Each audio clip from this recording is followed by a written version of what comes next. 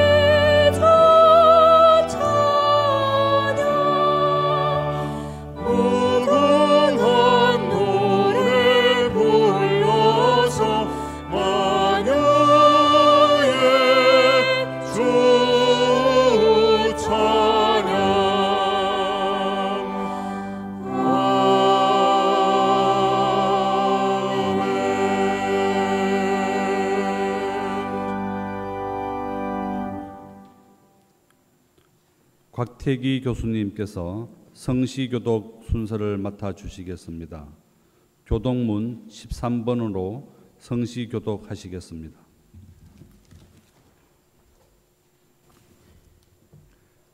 여호와는 나의 목자시니 내게 부족함이 없으리로다.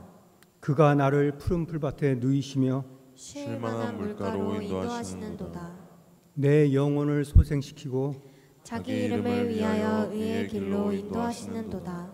내 평생의 선하심과 인자함이 반드시 나를 따르니 내가 여호와의 집에 영원히 살리로다.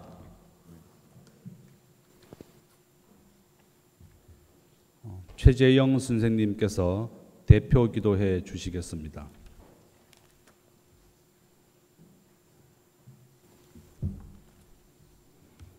기도드리겠습니다.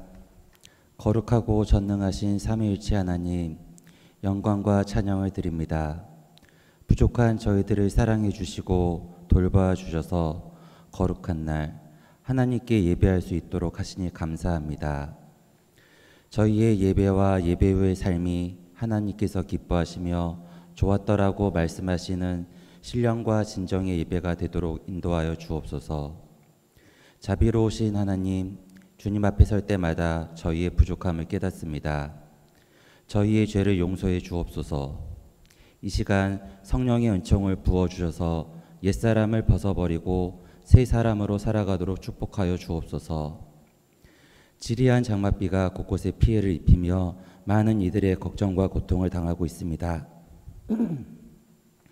주님의 보호하심과 능력을 베풀어 주옵시고 그 능력을 저희에게도 허락하시어 기후위기와 기상이변 가운데 창조하신 자연 만물을 지키고 보존하게 하옵소서. 나라를 위해 기도합니다. 분열과 양극화가 존재합니다. 서로 다름을 인정할 수 있는 마음으로 창조적인 긴장을 갖고 산재한 일들을 헤쳐나갈 수 있도록 지혜를 주옵소서. 특별히 유정자들에게 자신들의 안위가 아니라 국민과 후세대를 위한 길이 무엇인지 분별하고 행하게 하옵소서. 하나님께서 친히 세우신 대양재단을 위해 기도합니다.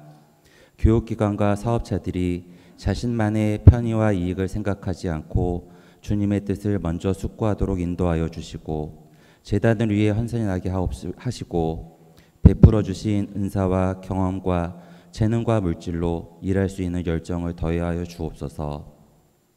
애지원 교회를 위해 기도합니다.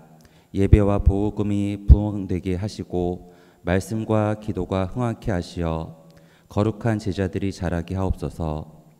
교회를 통해 상처받은 영혼들을 치유하고 잃어버린 영혼을 찾으며 세상 속에 들어가 구원의 복음을 전하는 목적을 이루어 주옵소서. 이 시간 선포되는 말씀을 위해 기도합니다. 이호선 목사님께서 하나님의 말씀을 대언하실 때에 저희가 주님의 음성을 듣고 변화와 결단, 실천이 있게 하옵소서. 몸된 교회를 위해 헌신하는 모든 손길과 찬양으로 영광 돌리는 한의전 성가대의 영육간의 강건함을 허락해 주옵소서. 주님, 저희의 얼굴만큼이나 다양한 기도들이 여기 있습니다. 주님의 사랑으로 살피시고 인도하여 주옵소서.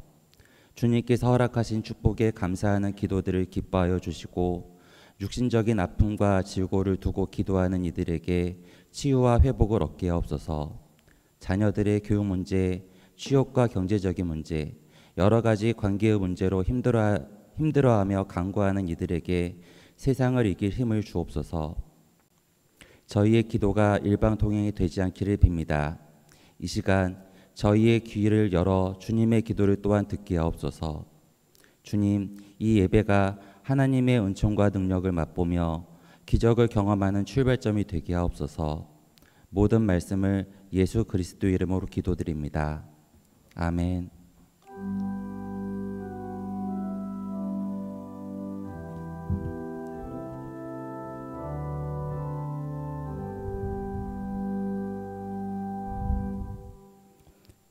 이종길 대표님께서 성경 봉독해 주시겠습니다.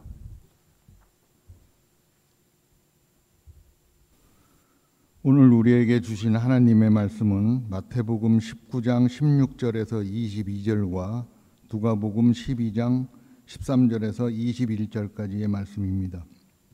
봉독해 드리겠습니다. 어떤 사람이 주께 와서 이르되 선생님이여 내가 무슨 선한 일을 하여야 영생을 얻으리이까? 예수께서 이르시되 어찌하여 선한 일을 내게 묻느냐? 선한 이는 오직 한 분이시니라. 내가 생명에 들어가려면 계명들을 지키라 이르되 어느 계명이오니까? 예수께서 이르시되 살인하지 말라, 간음하지 말라, 도둑질하지 말라, 거짓 증언하지 말라, 내 부모를 공경하라, 내 이웃을 내 자신과 같이 사랑하라 하신 것이니라. 그 청년이 이르되 이 모든 것을 내가 지켜 싸운데 아직도 무엇이 부족하나이까? 예수께서 이르시되 내가 온전하고자 할진대 가서 내 소유를 팔아 가난한 자들에게 주라. 그리하면 하늘에서 보화가 내게 있으리라. 그리고 와서 나를 따르라 하시니 그 청년이 재물이 많음으로 이 말씀을 듣고 근심하며 가니라. 다음은 누가복음 말씀입니다. 무리 중에 한 사람이 이르되 선생님, 내 형을 명하여 유산을 나와 나누게 하소서 하니 이르시되 이 사람아, 누가 나를 너희의 재판장이나 물건 나누는 자로 세웠느냐 하시고 그들에게 이르시되 삼가 모든 탐심을 물리치라. 사람의 생명이 그 소유에 넉넉한 데 있지 아니하니라 하시고 또 비유로 그들에게 말하여 이르시되 한 부자가 그 밭에 소출이 풍성하매 심중에 생각하여 이르되 내가 곡식 쌓아둘 곳이 없으니 어찌할까 하고 또 이르되 내가 이렇게 하리라. 내 곡간을 헐고 더 크게 짓고 내 모든 곡식과 물건을 거기 쌓아두리라. 또 내가 내 영혼에게 이르되 영혼아, 여러 해 쓸 물건을 많이 쌓아두었으니 평안히 쉬고 먹고 마시고 즐거워하자 하리라 하되 하나님은 이르시되 어리석은 자여, 오늘 밤에 내 영혼을 도로 찾으리니 그러면 내가 준비한 것이 누구의 것이 되겠느냐 하셨으니 자기를 위하여 재물을 쌓아두고 하나님께 대하여 부유하지 못한 자가 이와 같으리라. 이는 하나님의 말씀입니다.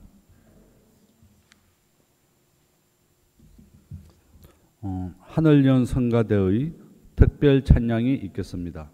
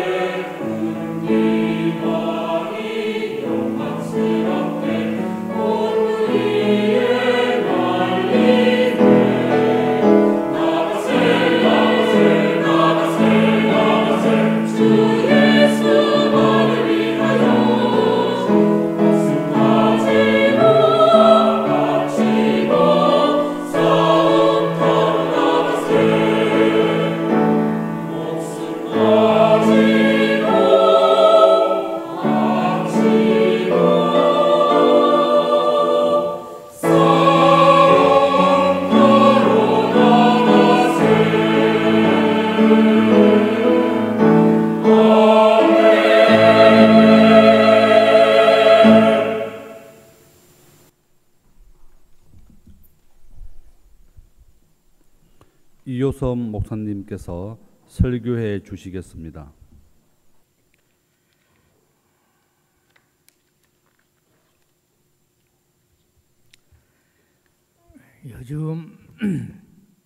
요즘 신문이나 TV는 물론이고 이 모바일 광고에서 가장 광고를 많이 하는 분야가 무엇인지 아십니까? 건강 분야입니다. 건강 관련 광고가 넘쳐 흐르는 세상입니다. 소위 슈퍼푸드 또는 장수식품으로 알려진 식품들이 쏟아져 나오고 있습니다. 요즘 세상의 우상은 건강과 장수라 하겠습니다. 이렇게 말하면 지나칠지 모르지만 모두가 오래 살고 싶어서 바쁘게 움직이는 세상입니다. 예를 들어보면 건강과 정력에 좋다고 해서 뱀은 하도 먹어서 이제 외국에서 수입까지 해야 한다고 합니다. 얼마 전 뉴스에 보니 중국에서 산모의 탯줄까지 몰래 수입해서 건강식품으로 팔다가 적발됐습니다. 그런데 좋다는 보약을 지나치게 많이 먹는 바람에 부작용도 많다고 합니다. 여러분, 살 만큼 살다 가면 되는 것이지 그처럼 보약을 많이 먹는다고 얼마나 더 살겠습니까? 몸에 좋은 보약이라고 이것저것 먹어서 꼭 오래 사는 것은 아닐 것입니다. 옛날 왕과 황제들이 오래 살지 못했습니다. 여러분, 수명은 내 마음대로 정해지는 것이 아님을 아시지요? 저는 목사로서 여러분에게 이렇게 말하고 싶습니다. 여러분, 오래 살고 싶으시면 장수식품이나 보약에 관심 갖지 마시고 예수 잘 믿으세요. 신앙생활을 옳고 바르게 하세요. 우리 같은 크리스찬에게는 건강이란 곧 신앙의 문제이지 음식이나 식품의 문제가 아닙니다. 기독교인들이 자주 사용하는 심령상이라는 말이 있지요. 심령상이란 즉 마음이 중심이요 또 영적인 차원이라는 뜻입니다. 신앙생활을 옳게 하고 늘 감사하는 심령으로 산다면 무엇을 먹든지 무슨 문제가 되겠습니까? 물론 식품을 가려 먹어야 할 때도 있지만 여러분, 사람이란 어차피 늙게 마련입니다. 자연의 법칙에 따라 시간이 지나면 늙어감을 막을 수가 없습니다. 그러므로 여러분, 이런 전제하에 우리의 본질적인 문제는 존재의 문제예요. 영성의 문제예요. 영원한 생명의 문제입니다. 육체나 물질이 아니에요. 세속적인 것이 아닙니다. 우리에게는 보이지 않는 영원한 생명의 문제가 우선이요 무엇보다 가장 중요한 줄로 믿습니다. 무엇이 옳고 그르고 또 누가 많이 가졌고 적게 가졌고 하면서 이러니 저러니 떠들어댈 이유가 아무도 없습니다. 본질적인 문제가 해결된다면 이런저런 부수적인 기타 문제는 자연히 따라서 해결될 것이기 때문입니다. 제가 2년여 전에 소유냐 존재냐 하는 제목을 가지고 설교를 한 적이 있습니다. 스위스의 사회심리학자 에릭 프롬이 쓴 소유냐 존재냐 to have or to be 라는 책의 제목에서 말하고 있는 두 가지의 삶의 방식, 즉 소유적 삶인가 존재적 삶인가에 대해 말씀드리면서 물질 중심인 소유적인 삶과 본질 중심인 존재 중심의 삶을 대비하면서 메시지를 전한 적이 있습니다. 인간의 생존을 위해서 필요한 것 이상의 소유에 대해 비중을 두고 욕심을 내면 또 다른 장애물이 기다리고 있다는 말씀을 드렸습니다. 오늘 본문인 누가복음 12장 13절 이하를 보면 어떤 사람이 예수님께 와서 유산 문제로 인한 조언을 구하였습니다. 그때 예수님은 12장 15절에 있는 바와 같이 삼가 모든 탐심을 물리치라. 사람의 생명이 그 소유에 넉넉한 데 있지 아니하니라 고 말씀하셨습니다. 그렇습니다, 여러분. 예수님의 말씀같이 사람의 생명이 소유의 넉넉함에 있지 않습니다. 성경은 우리의 삶을 묘사하는 용어로 하나님의 청지기라는 표현을 사용합니다. 여러분, 청지기가 무슨 뜻입니까? 영어로 스튜어드십이라고 하지요. 말 그대로 재산을 관리한다는 뜻입니다. 성경에서 말하는 스튜어드십이란 재산을 소유한 사람이 아니라 주인의 것을 잠시 맡아서 관리하는 사람입니다. 재산 관리와 재산 소유는 다릅니다.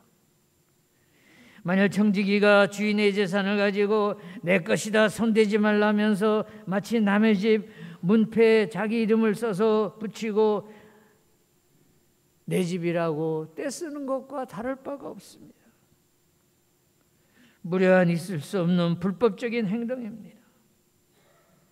누가복음 12장 20절에서 예수님은 어리석은 자야 정신 차려라. 오늘 밤에 내 영혼을 도로 찾으리니 그러면 내 준비한 것이 누구의 것이 되겠느냐 하였어요. 이 부자가 똑똑한 사람 같고 성공한 사람처럼 보입니다만 물질만 생각하는 이 부자를 향해 예수님께서는 한마디로 어리석은 자라고 일축하셨습니다. 영어로 you fool 그랬어요. You are foolish. 너는 어리석다.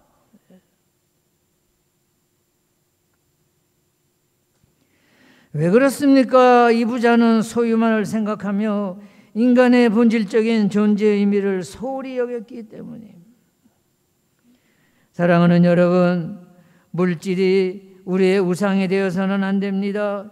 이 부자처럼 만머니즘에 빠져 매일 물질 더 많은 물질로 하면서 산다면 우리도 마찬가지로 예수님의 어리석은 자라는 책망을 피할 수가 없습니다. 본질적인 생명의 소중함과 그 의미를 모르고 눈에 보이는 물질과 육체만을 쫓는 삶을 살던 이 부자는 예수님의 눈에는 판단 능력이 부족한 어리석은 사람으로 보였습니다. 오늘은 소유와 본질이 아니라 본문에 나오는 주인공인 관원의 고민을 살펴보며 행위적인 삶과 존재적인 삶을 대비시키면서 여러분과 함께 영적인 교훈을 찾아보도록 하겠습니다. 두 개의 교훈입니다. 첫째로는 선을 행하고 계명을 지키면 구원을 얻는 것입니까? 라는 질문과 이에 대한 대답입니다. 둘째로는 지적 고민이 아니라 영적 열망을 가지고 주님 앞으로 나와야 한다입니다. 하나씩 살펴볼 때 나에게 주시는 하나님의 말씀으로 받아들이면서 나 자신을 깊이 성찰하시는 여러분들이 되시기를 바랍니다. 첫째로 오늘 본문에 보면 이 사람은 진지한 질문을 가지고 예수님께 찾아왔습니다. 선생님이여, 내가 무슨 선한 일을 하여야 영생을 얻으리까? 라고 질문합니다. 이 질문만을 보면 말 그대로 양심을 찌르는 듯한 날카로운 질문처럼 보입니다. 질문을 하는 사람은 누가복음 18장 18절에 의하면 오늘날의 상급 공무원과 같은 관원이었습니다. 비교적 젊었고 재산이 많은 부자로 다른 사람의 존경을 받는 사람이었다고 성경 본문은 서술하고 있습니다. 일반적으로 물질이 풍요로운 사람들은 물질이 최고요 전부인 줄 알고 따라서 당연히 인격도 갖추었고 또 자신이 도덕적으로도 부족함이 없는 자인 줄로 착각을 하는 경우가 자주 있습니다.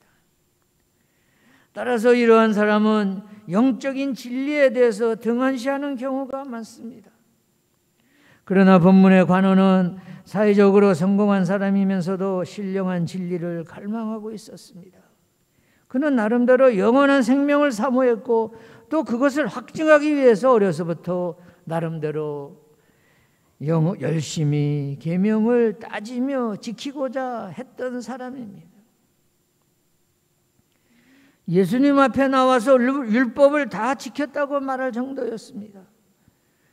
그런데 그를 만나보신 예수님께서 내가 오히려 한 가지 부족한 것이 있으니 라고 말씀하십니다. 오늘 설교 제목 나는 무엇이 부족한가를 이 구절에서 가져왔습니다. 내가 한 가지 부족한 것이 있으니. 사랑하는 여러분, 저와 여러분도 누구 못지않게 영생에 관심을 가지고 나아가서 영원한 하늘나라에 대한 소망을 가지고 살아가는 사람들입니다. 즉 크리스찬이라고 불리우는 기독교 신앙인들입니다. 이 시간 예수님께서 부족하다고 말씀하셨던 것이 무엇인지를 찾아보면서 혹시 내 안에 예수님께서 지적하신 부족한 무언가가 있지는 않은지 살펴보는 시간이 되기를 바랍니다. 여러분, 결론적으로 말씀드리면 영생이란 행위의 대가로 얻어지는 것이 아니라 예수님을 구세주로 믿고 순수한 영적인 갈망을 가질 때 주어지는 것입니다. 그런데 본문의 젊은 관원은 예수님을 믿는 믿음보다도 율법적인 행위에서 영생에 관한 해답을 찾으려고 했습니다.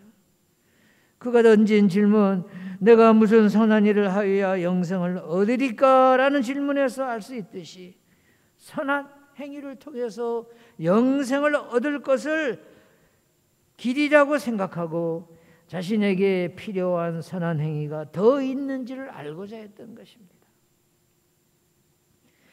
그런데 예수님은 그 질문에 먼저 몇 가지 율법적인 계명을 언급하십니다. 살인하지 말라, 간음하지 말라, 도적질하지 말라, 거짓 증거하지 말라, 내 이웃을 내 몸과 같이 사랑하라. 이 계명들을 다 지켰느냐? 부자 청년은 네, 다 지켰습니다. 어려서부터 다 지켰습니다라고 자신 있게 말합니다. 이 말을 들으신 예수님은 이렇게 말씀하십니다. 아니다. 한 가지 부족한 것이 있다. 여기서 예수님이 말씀하신 핵심은 살인하지 않았다, 도적질하지 않았다, 거짓 증거하지 않았다 등등의 선한 행위가 구원의 필수 조건이 아니라는 것입니다. 세상 사람들은 영생에 관해서 나름대로 여러 가지 방법으로 해답을 찾아보려고 합니다. 예를 들어 깨달음으로 풀 수 있다고 생각합니다. 이것은 불교적인 깨달음입니다. 오랜 수행을 통해 해탈함으로 열반에 이른다고 합니다. 또 윤리적인 행위로 풀 수 있다고 생각합니다. 다시 말하면 죄를 짓지 않고 정직하게 살면 된다는 생각이지요. 도덕 지상주의자들입니다. 또 신비주의자들은 일상적인 감각 세계를 벗어나 초이성적인 체험으로 얻을 수 있다고 생각하기도 합니다. 또 오늘 본문같이 율법을 지키면 된다고 생각하는 사람도 있습니다. 율법의 요구 외에 또 무엇인가 더할 것이 있습니까? 라는 질문은 자기의 선행을 자랑하면서 행위의 차원에서 인정받으려는 질문입니다. 그러나 여러분, 아닙니다. 선행은 선행일 뿐입니다. 선행과 영생은 다른 차원이에요.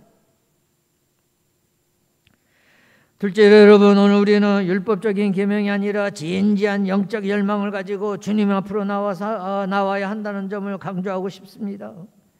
신앙생활은 지적 활동이 아님. 만약 지적 활동이라면 신학교, 성경학교 박사 교수들이 최고의 신앙인이 되어야 하겠죠. 제가 신학교 다니면서 분야별로 최고라 할 수 있는 그런 신학자들을 보았습니다. 그러나 그들은 학문의 스승이었지 꼭 영적인 스승은 아니었습니다. 여러분, 영성의 문제는 doing의 차원이 아니라 being의 차원이에요. 알고 말하고 행하는 지적 문제라기보다는 being, 존재 자체의 문제입니다. 여러분, 그렇습니다. 신앙은 상대적인 관계가 아니고 하나님과 나와의 절대적인 관계에 기반을 두고 있습니다. 하나님과 나와의 관계에는 다른 아무것도 개재될 수가 없습니다. 본문의 관원은 내가 율법을 다 지켰습니다 라고 자신 있게 말합니다. 그런데 예수님께서는 전혀 다른 말씀을 하십니다. 오히려 한 가지 부족한 것이 있다. 여기서 오히려는 헬라어 에티인데 아직도라는 뜻입니다. 아직도 멀었다는 것입니다. 그 정도로는 안 된다는 것입니다. 그리고 한 가지 부족하다 하십니다. 한 가지는 영어로 another가 아니라 the one, 하나뿐인 정관사 더입니다. 바로 결정적인 유일한 것이 문제라는 말씀. 예수님은 이어서 세 가지 뜻깊은 교훈을 주십니다. 내 재산을 다 팔아라. 다시 말해 내가 그것을 가지고 있는 동안에는 안 되겠다는 말씀. 그리고 가난한 사람들에게 다 주어라 하십니다. 다 주고 가난해서 거지가 되라는 말씀이 아님, 나누어 줄 수 있는 것은 나누어 주고 이웃들에게 베풀 수 있으면 베풀고 나서야 나를 쫓으라고 말씀하십니다. 이 간언은 예수님이 다 팔아서 주라고 할 때 예 알겠습니다, 팔겠습니다 하면 됐을 터인데 그 말을 못하고 슬픈 얼굴로 돌아갔다 그랬어요. 못 팔겠다고 했는지 아무 대답을 못했는지 알 수 없지만 결국 그의 선행은 모두 거짓이 되고 말았어요. 그의 행위는 영생과는 상관이 없는 선행이었습니다. 여러분, 이 청년의 영생에 대한 고민은 순수한 고민이 아니었어요. 그는 영생을 잘못 알고 있었습니다. 그렇지 않겠어요? 어떻게 영생을 값싼 비지덩이나 노점상의 상품 정도로 여길 수 있습니까? 영생에 관한 질문이 그렇게 절박하다면 어떻게 더 이상 아무런 반응도 없이 그냥 돌아갈 수 있습니까? 그렇습니다. 여러분, 예수님의 말씀같이 영생은 모든 것을 부정하고 나서야 얻을 수 있는 것입니다. 병원 중환자실에서 죽음을 앞둔 환자들이 내 재산 다 가져가고 200만 고쳐주세요, 이런 소리를 드물지 않게 들을 수 있다고 합니다. 저도 일반교회에서 목회를 할 때 교인 한 분이 계셨는데 그 사모님이 열심히 신앙생활을 했는데 그 바깥 양반은 사업가였어요. 1년에 반은 외국 가서 돌아다닙니다. 물건을 파느라고요. 그런데 몸에 열이 있고 아파서 병원에 가서 진단을 했더니 심한 중병에 걸렸어요. 하루는 사모님이 목사님 병원에 와서 기도 좀 해주세요 해서 병원에 갔어요. 그래서 저보고 그런 말을 하더라고요. 목사님 기도 좀 해주십시오. 제가 병이 나면 이 모든 재산 다 바치겠습니다. 우리는 이런 비통한 마음을 충분히 이해할 수 있습니다. 여러분, 생명은 이처럼 소중한 것입니다. 끝나가는 세상을 좀 더 살기 위해서 있는 재산 다 주겠다고 하는데 하물며 생명은 어떻습니까? 영원한 생명 그냥 주어지는 것이 아닙니다. 영생은 멋대로 쉽게 생각할 일이 아니에요. 여러분, 그렇습니다. 저와 여러분도 엄청난 값을 치를 각오가 되어 있어야 합니다. 영생을 우선순위 맨 앞 최우선으로 놓고 그 대가를 치를 준비를 해야 합니다. 특히 내 것을 이웃에게 주라 하심은 물질은 영생 문제와 상관이 없음을 내 스스로 실증하라는 말씀입니다. 그리고 나서 나를 쫓음으로 너의 신앙을 입증하라는 것입니다. 그리하면 비로소 알게 되고 깨닫게 되고 영생이 보이게 된다는 말씀입니다. 또한 만일 그 관원이 진심을 다해 구원을 구했다면 율법을 완벽하게 지키기 어렵다는 것을 알았을 것입니다. 그래서 사도 바울은 로마서에서 율법은 사람을 살리는 법이 아니라 반대로 사람을 죽이는 법이라면서 예수 그리스도의 은총을 구하라고 말했던 것입니다.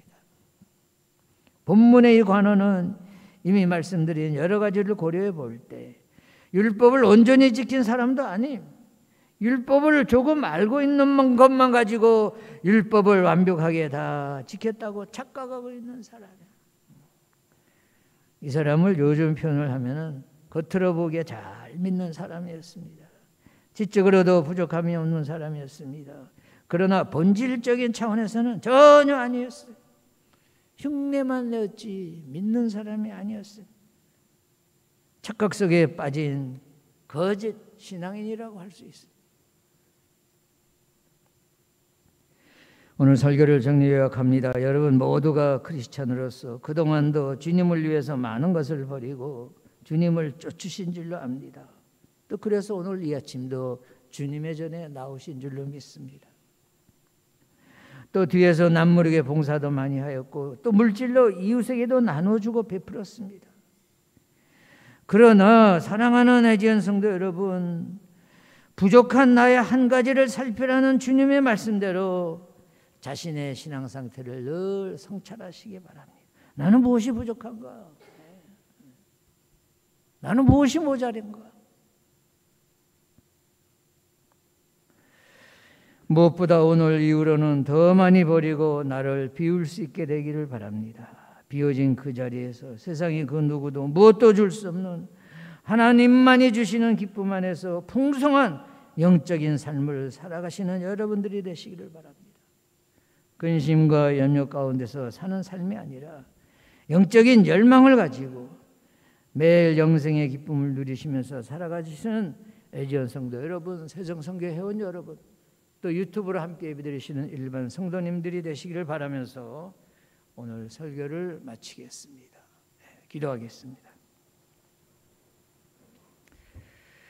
사랑의 하나님,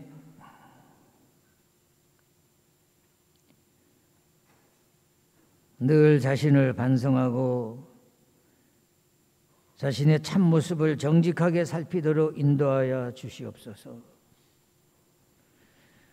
버릴 것을 버리고 가진 것으로는 이웃들을 도우며 살아가게 하옵소서.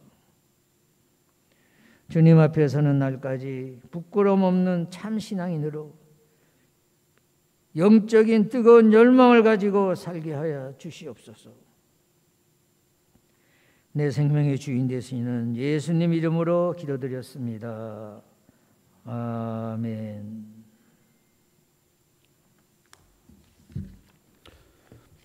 은혜의 말씀 감사합니다. 이 시간은 헌금 봉헌 및 헌금 기도 순서입니다.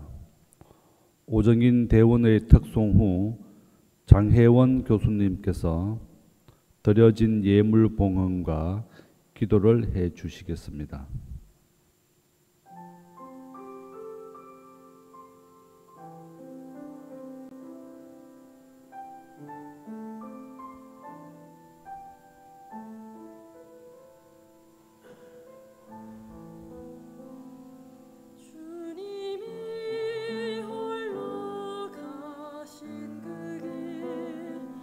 나도 따라가오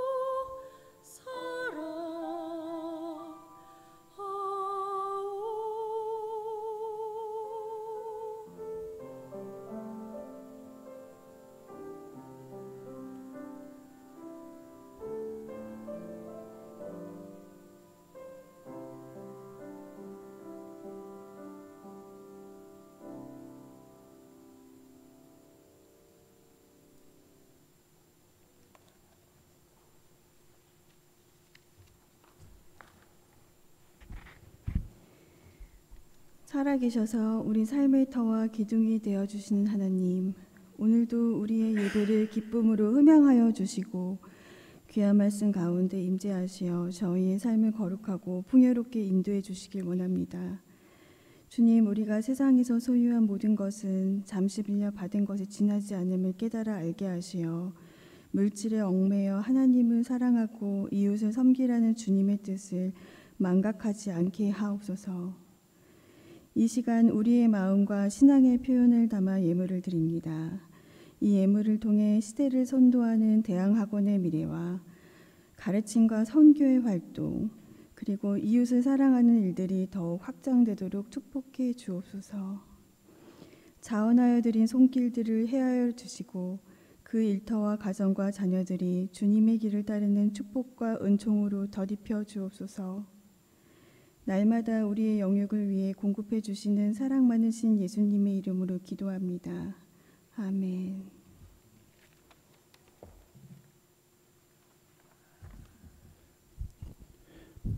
이태하 교목실장님께서 환영 및 광고해 주시겠습니다.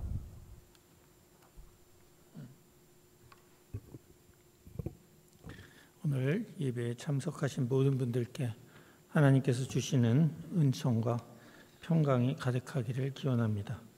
오늘 7월 기도 제목입니다.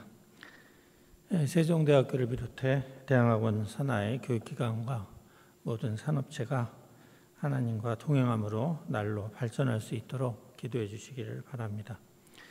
세종성교회와 예지원교회 교우들이 먼저 영적으로 깨어나고 또 삶에서 하나님을 증거하는 삶을 통해서 우리 캠퍼스 복음화와 세계 선교에 헌신할 수 있도록 모두가 열심으로 신앙생활 하시기를 부탁드립니다. 한반도의 평화와 평화적 통일이 하루속히 이루어질 수 있도록 기도해야 되겠습니다. 우리가 남과 북이 각 갈라진 지가 벌써 80여 년이 다가오고 있는데 우리가 하루속히 통일될 수 있도록 하나님께 간구하기를 부탁드립니다. 우리나라 정치인들이 정말 한심한 수준입니다. 그러나 우리가 비난만 하지 말고 우리가 그들을 위해서 더욱더 기도해야 할 때라고 생각합니다. 기도해 주시기를 부탁드립니다. 다음 공지사항입니다. 우리가 신앙생활을 한다고 한다면 벌써 말씀을 늘 읽고 묵상하고 그리고 기도생활을 열심히 해야 될 겁니다. 여러분 아무쪼록 성경 읽기와 기도에 힘쓰시기를 부탁드립니다. 예전기에 계좌가 화면 하단에 나가고 있습니다. 여러분들 참고하시고 헌금에 동참해 주시기를 부탁드립니다. 주일 예배의 순서를 맡아주시는 분들의 명단이 화면 하단에 나가고 있습니다. 여러분 참조하시기를 바랍니다. 요즘 장마철이라 해도 잘 안 나고 여러 가지로 조금 마음도 좀 우울합니다. 여러분들 이럴 때일수록 건강 유념하시고 잘 챙기시길 바랍니다. 그럼 다음 주에 뵙도록 하겠습니다. 감사합니다.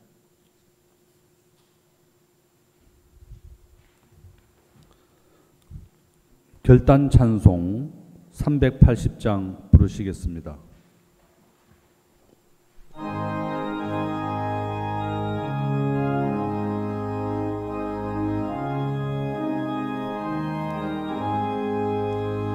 나의 생명 되신 주 주님 앞에 나갑니다. 주의 흘린 보혈로 정케하사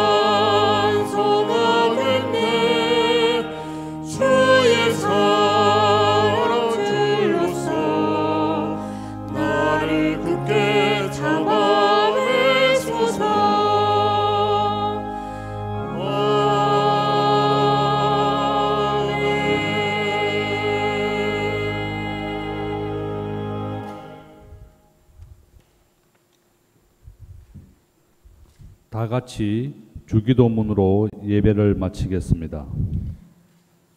하늘에 계신 우리 아버지, 아버지의 이름을 거룩하게 하시며 아버지의 나라가 오게 하시며 아버지의 뜻이 하늘에서와 같이 땅에서도 이루어지게 하소서. 오늘 우리에게 일용할 양식을 주시고 우리가 우리에게 잘못한 사람을 용서하여 준 것 같이 우리 죄를 용서하여 주시고 우리를 시험에 빠지지 않게 악에서 구하소서. 나라와 권능과 영광이 영원히 아버지의 것입니다. 아멘.